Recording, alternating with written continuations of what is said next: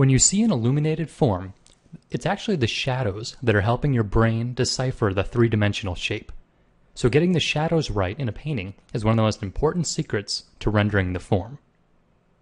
In this video, I'll discuss hard and soft shadow edges and how to paint them in Photoshop.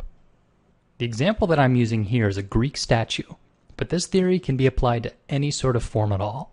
So let's begin by taking a look at the shadow under her cheek line. You can see here that it starts with a smooth, soft transition from the light into the shadow, and then as her cheek turns and recedes into space, it gets darker and darker. Finally, at the bottom, there's this harsh transition between the darkest part of the shadow and the illuminated neck, and this is a crisp edge of a cast shadow. So at the top, there's a form shadow, which begins soft and gets darker and darker, and then it ends with a cast shadow, which is hard. So when it comes time to paint this shape of value, you've got two things. You've got a soft edge and a hard edge. So which type of brush do you use? Well, I like to actually use a soft brush. So here I'll paint underneath the tracing I've made, and I'll select a simple shadow value. And I'll start painting with a big, soft, round brush, getting darker and darker as it recedes down the cheek.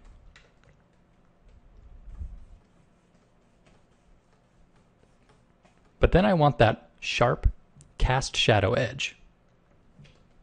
And since the soft round brush won't work for this, I'm going to switch to the eraser tool with a hard round eraser and carve back out that cast shadow edge. You could also use a mask for this if you wanted. That could give you a little more control.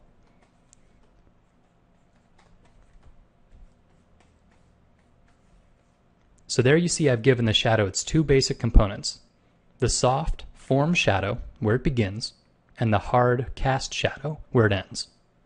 So here I'll take the same principle and zoom in a little bit more and do the eyeball.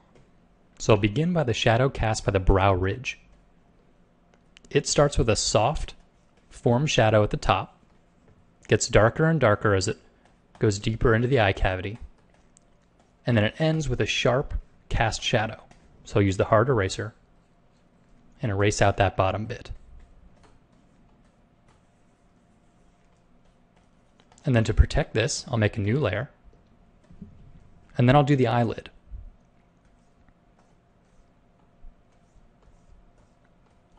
So it wells up underneath this fold of skin, and then has a hard edge for the eyelid.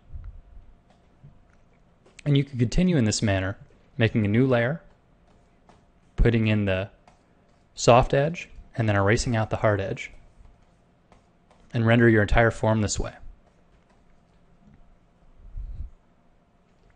So I've jumped ahead a bit here and finished out the drawing, but you can see the same principle applies to big and small forms. So let's look at the shadow cast by the nose. You can see it starts with a soft form shadow and ends with that hard cast shadow. And the same principle applies over and over.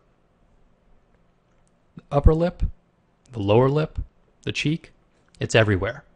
And if you start looking at photographs and objects around you, you'll see this all the time. Starts soft, ends hard. I found that looking at shadows in this way really helps me analyze the form and has really improved my observational drawing. So next time you guys are doing some photo studies and trying to draw from careful observation, make sure to look at the hard and soft edges of shadows.